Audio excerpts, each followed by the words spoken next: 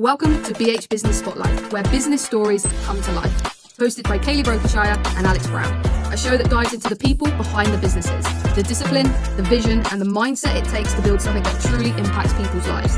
And today, we're talking fitness, consistency, and creating a space designed to help people become the best versions of themselves. Our guest is the owner of Effortless Gym, a 24/7 fitness space built around accessibility, community, and helping people fit health and training into real everyday life. If you're passionate about business, fitness, personal growth, and the mindset behind building a strong community, you're going to love this episode. Please welcome Lorna Albone. Yes, guys, welcome back to another episode of the BH Business Spotlight podcast with me, Alex Brown. And me, Kaylee Brokenshire. And today we are joined by Lorna, founder of Effortless Gym, a unique gym built from a very powerful personal story and a strong purpose to help others feel confident and safe through fitness. Yay. So, hello, thank you. Welcome, Lorna. Thank you so much for coming on today. No, thank you. It's been very well anticipated.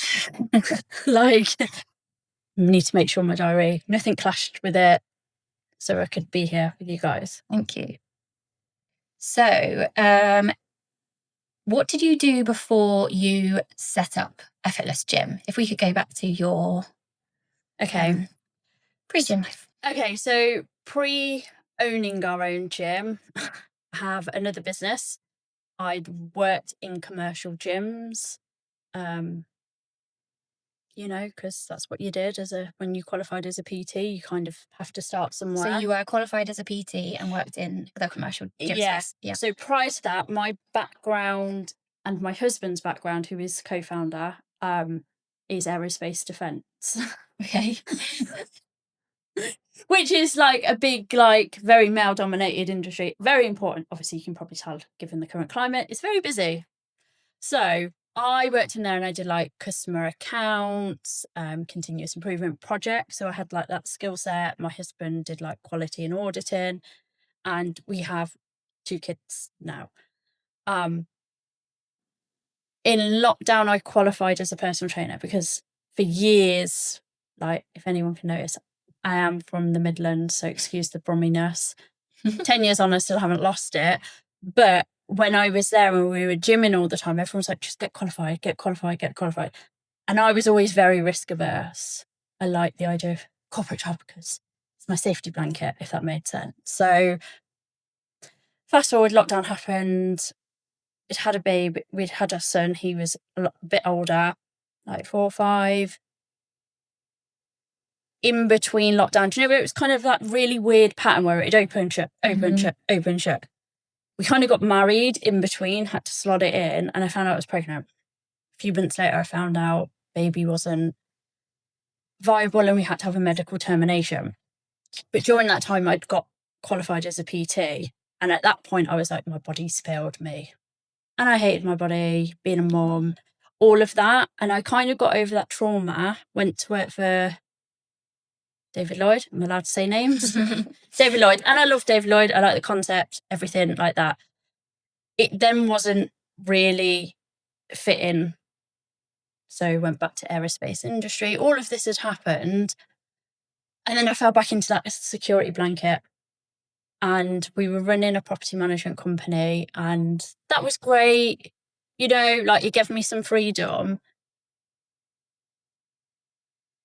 But I had this massive pull and this massive urge that I needed to get back into health, wellbeing and fitness because I'm a very like holistic person. I don't just see, here, do your squats and eat your chicken, rice and peas and I'll see you in 3 days for your next. I'm not like that. I look at everything like what stresses you. Are you a parent? Do you have children? What's your work? Are you shifts?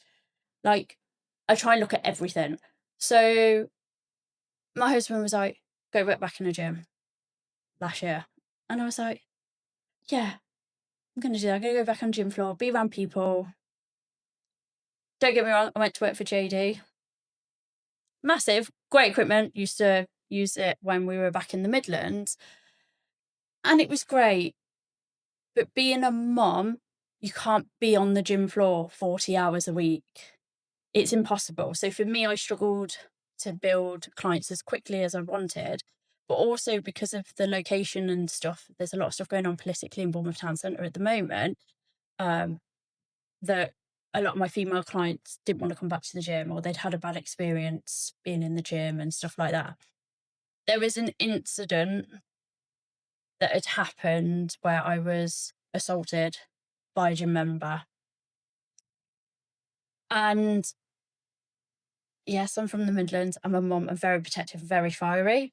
So for me, I will stand up for myself. And it was kind of like a few days later and leading up, no one wanted to do anything. No one wanted to acknowledge it. I was told, I went externally and contacted someone and was like, look, this is the situation that's happened. They were like, oh, but you're seen to be racist. And I was like, I'm like a tiny little petite lady on shift. Like, I don't feel safe now in my work environment. And that, like, powered focus on, as women, do you find we do this? Doesn't matter what happens, we just suck it up, put our big bow pants on, and we just crack on, and we don't deal with what happened at the moment. A client had said, you're not yourself, something's not right. And I was like, yeah, explain what had happened. He was fuming, absolutely fuming, because he was a GP. So he was going mental because I'd injured my shoulder. And then there was just a few other incidences, like leery men following you, felt uneasy going back to my car, being on shift late at night.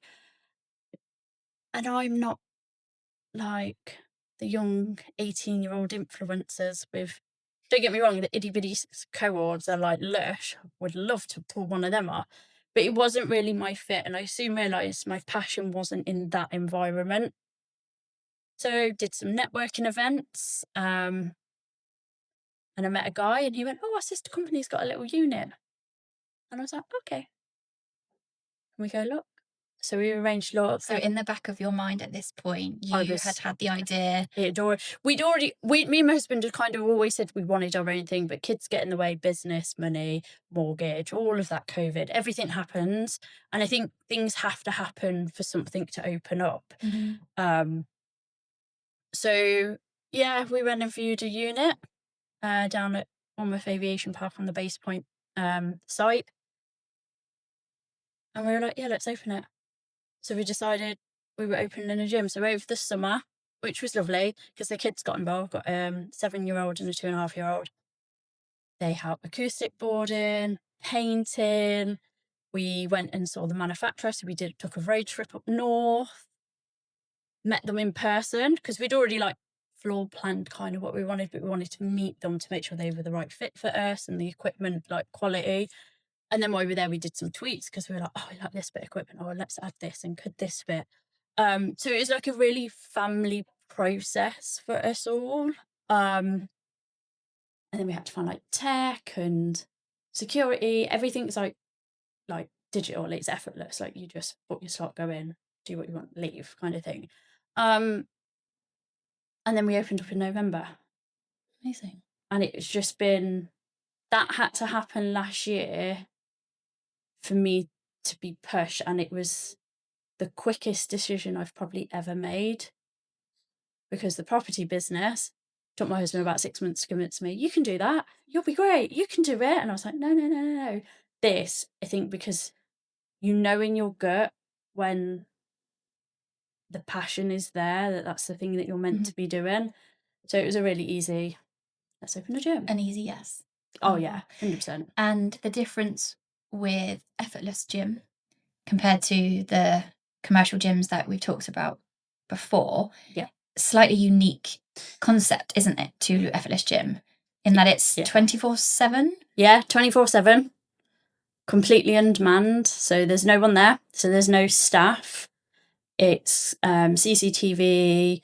You have to book your time slot to enter the gym, and that's at your time it releases the door for you to go in. The other uniqueness is I found a lot of people don't like big commercial gyms. They get very overwhelmed, or they go to somewhere and they'll pay more money, say for instance for a David Lloyd, which is a great concept because it's got kind of everything there, but they find they're only really using the gym, or they don't really use the paddle courts, but it's at social status, and they'll pay a lot of money to be there, if that makes sense. And like, don't get me wrong, I've got a lot of friends that still work there and it's great and we were members. But there's a lot of people that run businesses, are limited on time, or they don't have the confidence to walk into a gym with hundreds of equipment and not necessarily want to ask the 19-year-old fitness coach that's on shift, how do I use this or what should I be doing? So our gym, there can only be 4 members in at one time. And then what's really unique to us is you can book it out exclusively for yourself. We all know dealing with people, working, kids, energy draining, but sometimes you need that workout, but you also need that headspace.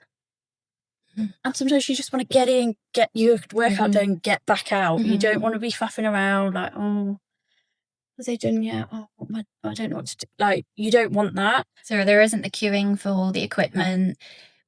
People can feel confident in that they're not being looked or watched. Even though that no tripods. So when you go in the gym and you've got all the little TikTokers and the influencers, which is great, don't get me wrong, that's great, that's your bag, but not everyone really wants to be captured in that. It can put people off. So if you don't want to do that and you just want to go, you can book it yourself. You are allowed to bring guests on your sole booking. So we get a lot of couples that might be their core time together to have a decent conversation in between work and shifts, and families. We had no childcare when we had Harry, and our 5 a.m. pure gym was out the window because I was at home with the baby. And we don't have the family here to be like, hey, can you watch the kids so we can have like an hour to train? So the concept could be you could book it out exclusively and you could have your children there whilst you did a workout. Yeah. And what I like about it, because my son is very athletic, very competitive. He said to me, Mummy, monkey see, monkey do.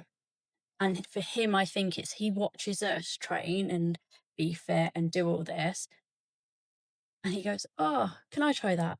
Oh, can I do that? And then he wants to do it. And it's, for me, I couldn't have hoped for anything better because I'd rather him be like that than sat with a tablet or watching YouTube on a gaming thing. And I sound proper old fashioned. Like, back in my day when I was a kid, we wanted to be outside playing and run around and we didn't want to be stuck inside. So to have somewhere to go, and all his friends are like, oh my God, you own a gym. That's amazing. Like, so for me, I feel like a sense of pride and we're doing a nice service. Don't get me wrong, the memberships aren't cheap because you're paying for that exclusivity, you're paying for your time. And as a business owner, that's precious. And you want in and out, get done. And we were actually talking before we started recording. We have a mutual connection and he hired it. He's an online fitness coach. So he hired it to do online, like his video content, because all his clients are remotely online. So rather than in his house, in his like little studio, he came, hired the gym and recorded content, you know, like for his social media. Business, And for his business, so then that's aiding his business to grow. So there's that option as well. And I guess because of your qualification, being a PT yourself, you can obviously also offer that within your own gym space too. So I have my own clients. So I am a self-employed PT. So like any other place, I pay rent back to the gym, just not the £600, £700, £800 that most big commercial gyms want, because it's not realistic for most people starting out. You'll know this. You'll know this all too well. But as we're growing, I have interviewed a couple of other PTs that are looking to hire the space for their clients, because they've got clients sometimes that don't want to be in a big gym or they're feeling a bit intimidated and they want that more personal, intimate experience almost, isn't it? Rather than feeling like someone else is watching, which we all know most people don't watch in the gym. It's just our own confidence and our mind will always shift to that negative over the positive. Thank you. So yeah, we are looking to get other PTs in. Yeah, good idea. We've had some inquiries about hiring it for photo shoots. I was going to ask about that. Yeah, it's a really good place for that. A lot of PTs, coaches are doing that with clients now. But again, they need the same. They need that private space to be able to do it. Oh yeah, 100%. Like me and Tom, way back before kids, we did Grenade Fit with like Jamie Yeah. Wilson. So we did their challenges. Yeah. My husband got incredibly shredded. Back was just, oh. Even now, I'm just like, oh. But they had their own private facility Yeah. to do that photo shoot. So you did your challenge, and then they needed somewhere to go. Yeah. And it's not necessarily about getting the most ripped or whatever. It's for them clients to see that progression Mm-hmm. and have that confidence that, yeah, I look good. And as women as well, being body confident, I think there's a massive, we know women have this severe like body dysmorphia post-baby, gain a bit of weight, hormone fluctuations. We're never good enough. Someone's got to criticize us about something. But men are the same because of social media now as well. A lot of young lads want to be like this straight away, and they don't realize there's a process. That person took 20 years to get like that. Like, so to have somewhere where they can have their professional photos done and have that to look back on and be like, oh my God, look what I did. That's like, for me, that's really cool. Like, I think that's so inspiring. Yeah. Just to show huge discipline as well. It's like with anything in fitness, there's going to be like an end. Do you know what I mean? Whether it's a medal or whether it's a podium or whether it's a photo shoot. But actually, I think for a lot of people, it's actually just looking at that showcases more than just that end. Yeah. It showcases the journey that you've been on to get there as well. Yeah. And it's discipline and it's being consistent and to prove that you can do it. Because I think a lot of people are like, I can't do that. I can't do that. I can't get there. And it's like, you can. Yeah. It's just, you need the right person and the right fit and that education to get you there. So majority of my clients are female, and I don't label myself as I only look after menopausal women or this. I look after women. In all stages of. Yeah, because we are complicated. Yeah. We are complicated. We are complicated. And someone asked me the other day, like, when you were at school, what did you say you wanted to be when you were older? And I was like, oh, ballerina or forensic psychologist, because I actually wanted to be a forensic psychologist. I was like, but if someone asked me now when I was a child, knowing what I now know, I think I'd say I want to be dad. Right. Because dads, they have it a lot easier. They don't have to carry a baby. They don't have the hormonal fluctuations. They can build muscle quite quickly. Like, do you know what I mean? Their lives, in comparison, are very black and white. Like, don't get me wrong. Love my husband, love my son. Like, but I think men forget that we are biologically and biomechanically different to them, especially in the fitness world. There's a lot of men that have only ever trained bodybuilding, and then they get a female client and then they expect the female to do the same, and it's like, it doesn't kind of work like that. We are different. So I think what the gym does, it gives people that freedom and that safe space to express who they are, how they train, and what their differences are in a comfortable environment, because we don't look like a leisure centre for anyone that hasn't seen our gym. And we're not like a bodybuilder. A vanity space. It is welcoming. It's meant to be warm and welcoming and put you at ease, because if you're at ease and you're calmer when you work out, your endorphins go higher and you enjoy it more, and then it has a much positive outlook. It's really, you've kitted it out really well. Yeah. Obviously, it looks high-end equipment, top spec, it looks really aesthetic and a lovely space to train in. Yeah, no, and it is, and we kind of knew what we wanted, and I, like, hats off to my husband. He designed it. He's getting quite a lot of kudos here, isn't he? Yeah. Don't forget what you have done too in this. I know, but he is like, I wouldn't be doing it if it wasn't for his backing. And I know in like the corporate world, everyone goes, oh, behind every great male CEO, there's a female. Behind me, I have Tom. And we only have each other. Like, we have no one else. There's no grandparents, sibling, there's nothing near. So we have to do it. But he did a lot. And then from my experience from being in different gyms and being a PT, then I put my expertise and I said, that won't work because actually we need this and for this reason. And I could justify and explain it for someone that's just a gym goer because he's not qualified in the like PT or anything. And he does often say to me, I don't know how you coach. Because he'll train with friends and they'll be like, well, how do you deadlift like that? And he'll be like, I don't know, you just lift it. Like, he can't break it down. So he gives me like praise quite a bit. But yeah, it's been a whirlwind. But it's what we want to do. This isn't like we want one and that's it. We actually came back from Germany recently. So we did a road trip to the Netherlands, stayed at Centre Parks. Never stayed in the UK, so I can't do a comparison. Sorry. I don't know what the difference is. They're better in Europe. It was great and it was lovely. And we'd stayed there last year as well. And then we drove over to FIBO in Cologne in Germany. Now, FIBO is one of the biggest fitness expos like in the world. It's amazing. And they like the NAC, but times 10, 11. They have one whole hall that was just high rocks going on over the course of the week, like the 4-day event. So we went to the trade days and the kids came. So it was great education for them.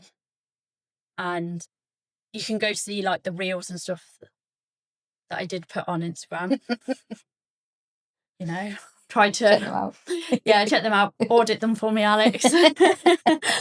And the kids had a great time, but we got to speak to other brands, supplement companies, see new equipment, new tech that's come in. And we had an idea in our head how we want to evolve it and where we want to go with the business.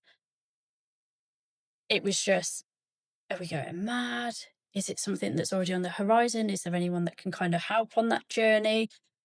And going there for 2 days, as well as my son will say, the best thing ever was meeting the Stockman brothers. And he was like, oh my God. We met some new software company so that can do like booking system, like our booking system, our app, everything in one. So we spoke to a lot of different companies because we are unique. We do it in a very different way that's kind of not really being done at the moment. And we have, I think, found a company that I think will suit us a lot better. So we will at some point be transitioning. But they were open to our ideas and how we're doing stuff and what we would like. And yeah, we can have a look at that, see if we can get that in the pipeline, and then it aids our journey as well as theirs. So that was pretty cool. But yeah, just being around other fitness supplement brands, like I don't think we got so many freebies. So many freebies. Did you drive? Tom drove. Okay. So it was. So you had a car that you could load up. Yeah, so we drove from here in, and we got the overnight ferry into the Hook of Holland, drove to the Holland-Germany border where Centre Parks was. It's literally 20 minutes and you're in Germany. But from where we were, it was like an hour and a half into Cologne. So it wasn't too bad, but we were definitely loaded up. Having the kids definitely helped with the freebies because they're cute. And obviously everyone's like, oh, I'll take this. Oh, I'll take this. Especially when Harry went to High Rocks stand and was pushing the sled and pulling the sled and the wall balls because he wants to do High Rocks this year. So They've just started kids ones, haven't yeah, they? so he is smashing it, but he is brutal. Yeah. Like every Saturday we will go to the gym, we block it out for a couple of hours for us and our friends that are all doing it. And we all create our own like little workout that we're going to do. We can focus on engine or whatever. Oh my God. This child, what he's got planned for us this weekend. He puts them together. My child has programmed his own workout. High Rocks workout in three blocks. How old is he? 7. Wow. He'll be 8 in June. It's amazing. That's Yeah, this is it, and this is what you're modelling, isn't it? To the kids is the active lifestyle. Yeah. So I'm doing my strength and conditioning qualification for youths because of him. Yeah. So then I can help like his football team, go in and do some like little mini workshops, have his friends. So I'm qualified to do it. But for him, he loves it. Like our 2.5-year-old, I'll pick them up from school and she's like, that way, gym. And she'll point to direct me in the car to the gym because she wants to be in there. She's 2.5. It's cool. That over Peppa Pig any day. Oh, exactly. Was the gym open this November? Well, November just gone? Yeah. Oh, wow. So literally in was it 6 months. 6 months. 6 months today. 6 months Woohoo! today. Nice. What has been your kind of biggest learning curve since opening the doors? So we bootstrapped it completely ourselves. So we've self-funded. I think making sure you've got enough cash flow. And because I think we're a generation where we had dial-up, AOL, like, and we went through every kind of tech invention, which I have to remind my son all the time about. I think it's like social media get visible because we are small and independent. We have got a David Lloyd not too far away. We've got an Anytime Fitness not too far away. And their ad spend can be like 100 grand up. So it can overshadow anything we're kind of putting out. So I think we've learned, we know what we're both good at. We know what we can do better. Social media marketing is kind of the main thing. And we're working on it and stuff. But also like tweaks in the gym. So the software already we've identified. It's not as, for members, they wouldn't know. For them, it's fine. It's me in the background. It's me in the background when I need to pull my reports because my accountant needs stuff and we need to like forecast and stuff. So it's the back end side of stuff. But I think if you're going to start a business, just do it. Honestly, it's obviously a big invest. Yeah. If somebody else was to go and do a similar thing, it's a big, huge investment with all of the equipment purchases and the fit out. So obviously you need some capital up front, but then it's managing the lack of cash flow in the first instance because you obviously need to build up those members, the memberships. Yeah, 100%. So, and that's been a struggle for you, is the cash flow, would you say? In the first couple of months, yeah. So my granddad had passed, so I had a little bit of money from him, so that kind of allowed you to invest in. Yeah, and like our gym logo is our dog because we lost one of our pugs that year, and it's got a Union flag on, and grandparents like being in the army, in the military, like, so it was kind of a nod to that. So we had that inheritance and we had a little bit of savings. It was not harder. I think it was just managing the cash flow for the first couple of months because when we first opened, we had to obviously make sure everything was paid while we were getting a few members, but we got members pretty quick. We're doing all right. Good. Without giving away the numbers, it's fine. Like, I'm not, me and Tom aren't taking a salary, and the point for the first year was we weren't focusing on us taking a salary out of the business. We wanted the business to thrive, get it to where it would be, to then push into the next site. Basically. Yeah. And no, to go into the next site. Oh, I see. Sorry. Yeah. So your vision is to open up multiple sites then. So multiple Effortless Gyms. Yeah. Creating a brand. Effortless Gym brand. Yep. Hopefully. And all within the local area, or would you be pushing that out of the BH postcode?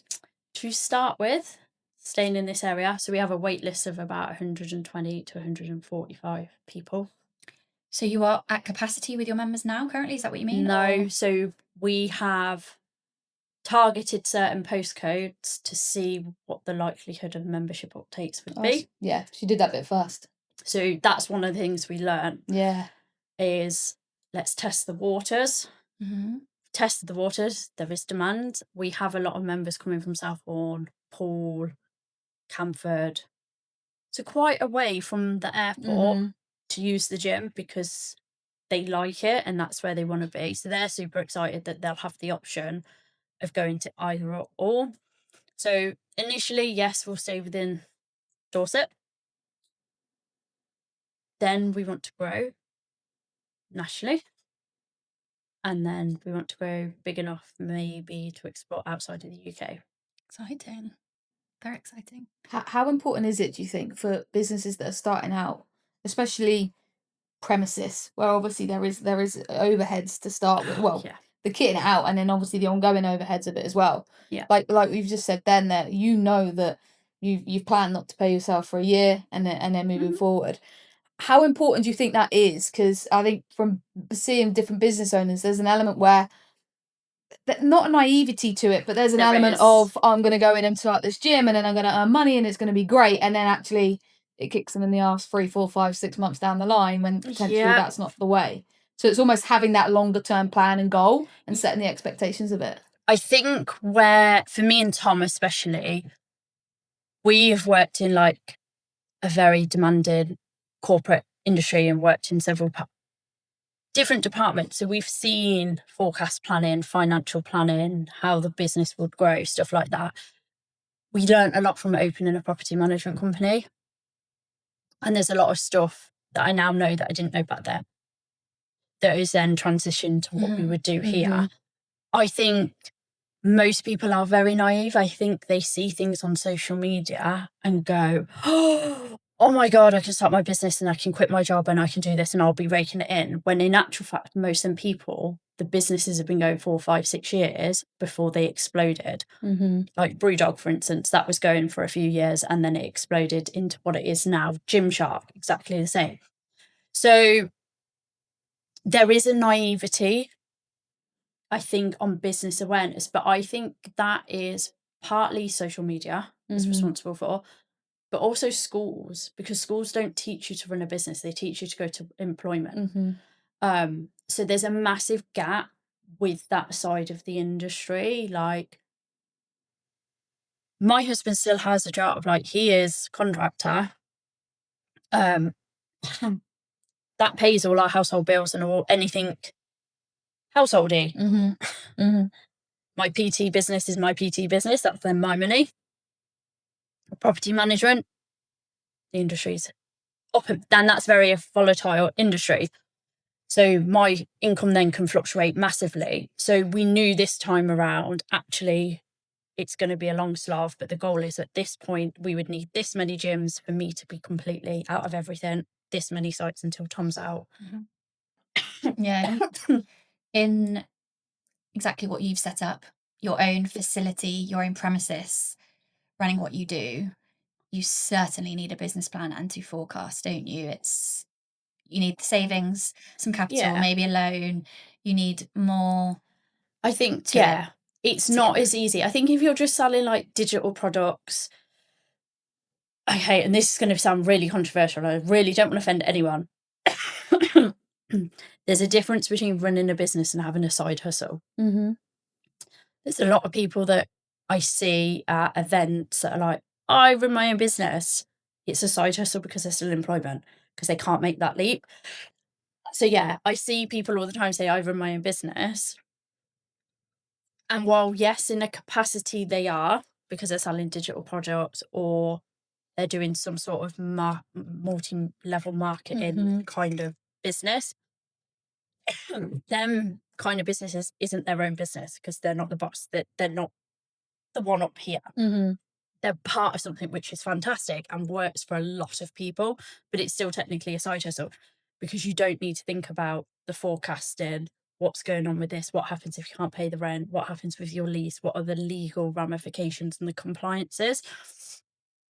So I do think there is a difference that, again, schools don't teach.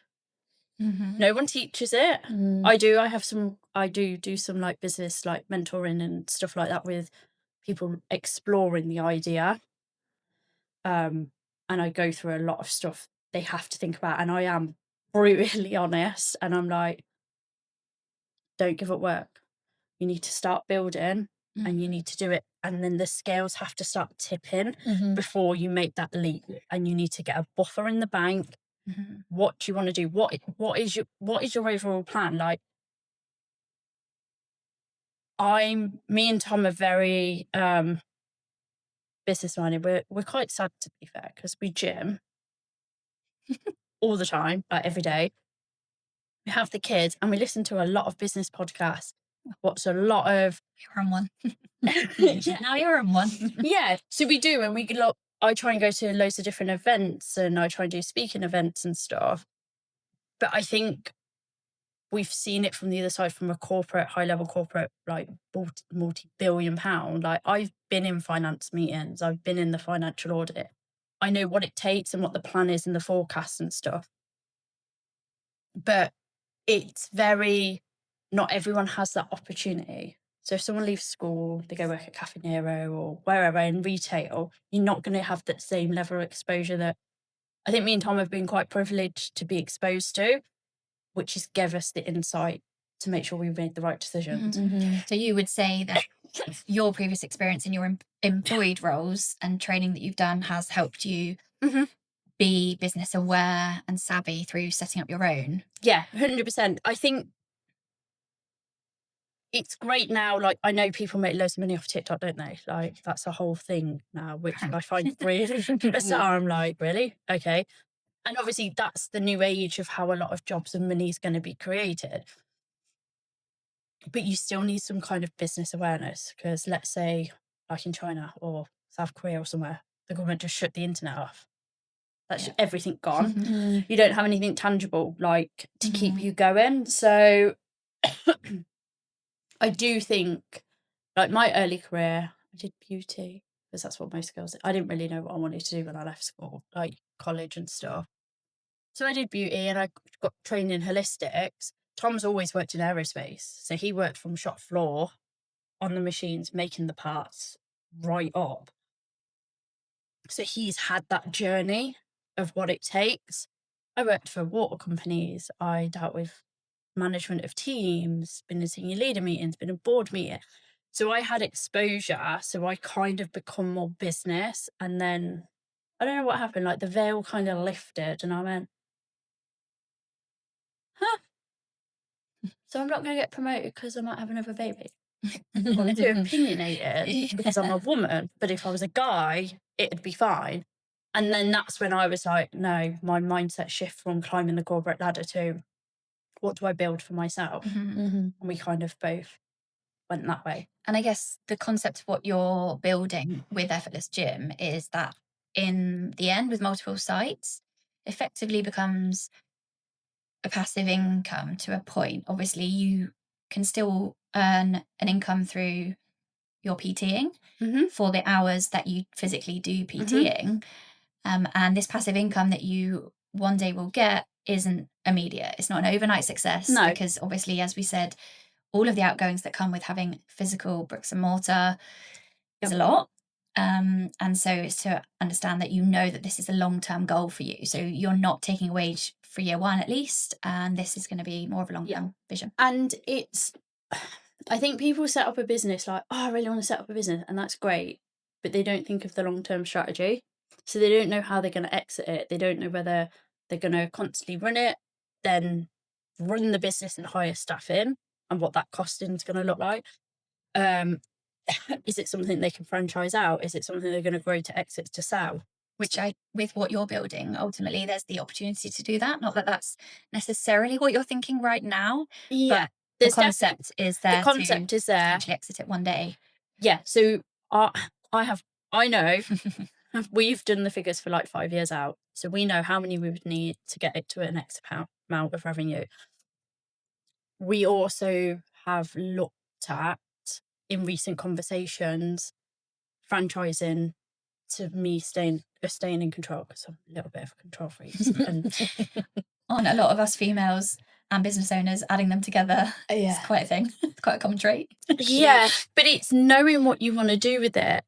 Because for me, I could do digital products, got enough knowledge, I could go into Canva, create some stuff, sell them on stand store. It's just there. I can do it. It'd probably be easier. Let's be honest. We do see some big. What we're seeing on social media, though, is what we want to see, isn't it? We're seeing the successes with those. Don't be wrong; they really can be really successful, and people make such a living. No one talks about the mistakes. From those people. They always want to see the good.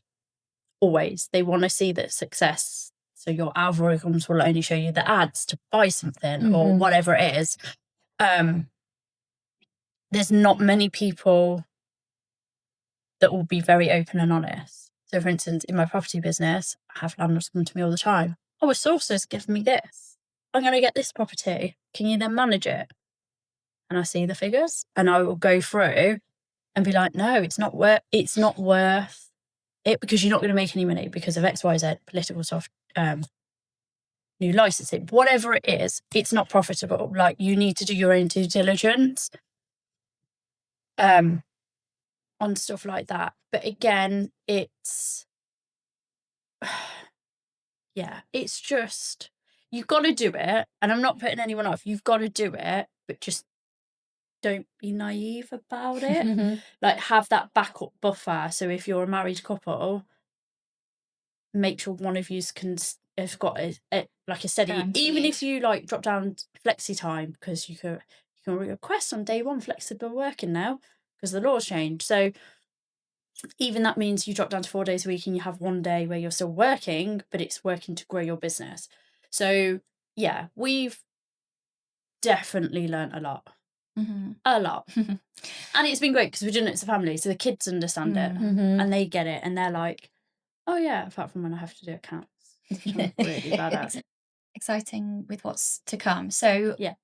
A question for you: what does success really look like to you? Business owner, mum, wife, all of it together. What would success look like to you with your business and personal life? Probably me not being stressed 24/7. It's a big one. Yeah. You're a business owner, that's not the thing. Well, I am. However, I'd like to reduce the cortisol levels. Yeah, slightly. but I found out why my cortisol spike, because I'm not producing progesterone. Hormones. Lemon hormones. Which is why, like, that's our happy hormone as females. And if that goes, that's like... This is why we, as you said earlier, we are complex. Yeah, so complex. So I think success for me is having a brand and inspiring others is part of the success. Obviously, financially, I'd like to be out of debt. I'd like to be not having multiple businesses in different industries. I'd like to keep everything in one industry. And I think our kids and having family time, like meaningful family time. I know one of my biggest flaws is control. Who would have thought? So having a business where I'm not working in the business and working on it to grow and scale, and having someone that I can employ, and giving someone a job that they enjoy, and, you know, employing someone and going, oh, I can employ somebody, because that's a big thing, like, to give someone else a job, especially in the current state of the world. But yeah, I just want to be happy, successful, and we just want to grow and learn and develop and evolve and take the kids on that journey. Like, if I could, they wouldn't be going to school. They would be homeschooled and, you know, Learn a in business. the business. Yeah. Like, Harry gives us some of our best ideas. Like, honestly, he's one to watch. I feel sorry for the school, to be honest. If you've got somebody listening to this that's kind of that PT, but actually they do want to take that next step to having a gym, what's the biggest piece of advice you could give them? I know we spoke about the financials of it and the longevity of it and making sure that's in. Is there any other bits where you're like, actually, I wish I kind of knew that now looking back, I wish I did that beforehand? I think it's just making sure you've done your due diligence, because I think as a PT, a lot of people, same as beauty, people become PTs because they think it's quite an easy thing to do, because you just got to give someone some workouts and make sure it's what you're passionate about doing, because your energy being a PT, whether that's online or in person, it's more draining in person than online, but still it is draining. make sure that it is 100% what you want to do. Go work at different facilities, because the facility that you're in might great on you, might not be the one for you. Explore and reach out to others. Hey, can I come shadow you? Can I do a test class? Can I come and run Effortless Gym for us? Yeah. Can I want to maybe step away from where I am now. Can I kind of rent a couple of hours and test the waters and see what it's like? And like you would at school. Do you remember you used to get sent on work experience at school? Kind of that principle. Do that, talk to people, connect with somebody people who's done it. Yeah, like 100%. Like, we all started somewhere. 100%. We all started somewhere. Like, my son said something to me the other day, and I went, "You do realise I taught you how to use a spoon?" And he just looked at me like, "Oh," like he's 7, going on 17. So we all start somewhere, and we don't all know everything. So it's not about, and this, my husband says this all the time to me, you don't have to do everything on your own. Which is hard, because we like to do everything on our own. Again, men don't get how women think. But you're not alone. So connect with people that resonate with you. And go to events. Common theme, isn't it, from our discussions that we're having? And invest in yourself and what you want to do, and meet new people. Like, I do loads of networking. Like, we have a networking event that we run, like my friend runs, and it's great, and I love going, and I show up all the time, and it's great, and I used to go to loads of property stuff, which was amazing. But this year is my year to be investing back more in the fitness industry, going to talks. Like, I want to go do speaking events, because my other passion as part of being a PT is women's health. That's losing babies, hormones, all of that. How we are different from men. And every man out there needs to remember you came from a woman. So have a bit more respect. Very true. Very true. Like, if a man talks down to you or speaks to you like that, just say, "Would you speak to your mother like this?" No. Remember, you came from a woman. And I have said that to a boss before. She was male, which, as you can imagine, didn't go down too well. But it was true. It's facts. You're your own boss now, so... And that's it. It is. Meet people, talk to people. Don't take everything on social media as the be-all and end-all, because you don't know what's going on behind that. How many hours of editing, how much filming, how many takes to get that thing perfect and out there. And you haven't seen when they're having the bad days. Like, and the rough days, and the days where they go, "Oh, I don't know if they've got staff. I don't know if I could pay my staff this week." Or, "Oh my God, how are we going to cover the bills and the rent and this and that?" If you are a very young PT and you are still living at home, try and stay at home as long as possible, because your overheads are a lot less, but also pay respect to your parents that you are still living in their house. But use that opportunity while you have it. If you are still living at home, or you're still living with partners and your outgoings on a monthly basis are a lot more reduced, to get out there, find what your true passion is, build that buffer in the background to get you to where you want to go. I love that. I think that's a really good thing to finish on, to be honest. Yay! Mate, I love it. Where can people find you and the gym on social media?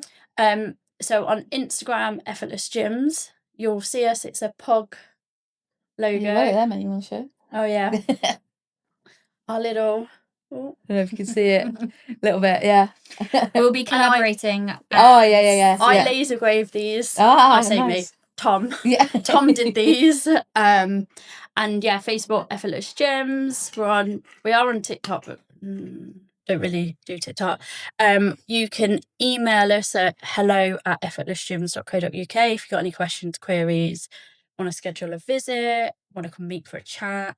If you want to hire the studio, anything like that, like, drop us a message, come see us. Like, apart from, I think this is the longest I've not had my phone in my hand, to be fair.